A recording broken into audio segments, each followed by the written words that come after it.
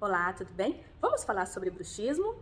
Pessoal, bruxismo é uma parafunção, não é uma doença. Hoje em dia já foi comprovado que o bruxismo ele é como se fosse uma válvula de escape para nós descarregarmos a tensão.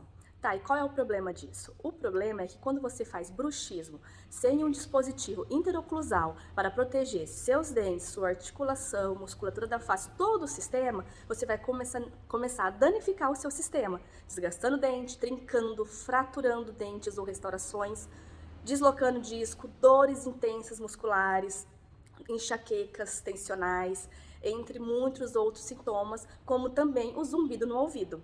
No próximo vídeo eu vou mostrar para vocês qual é o tipo de placa correta, qual é o tipo de dispositivo intraoclusal. Tem muita gente por aí usando coisa que está piorando o seu bruxismo. Será que é o seu caso?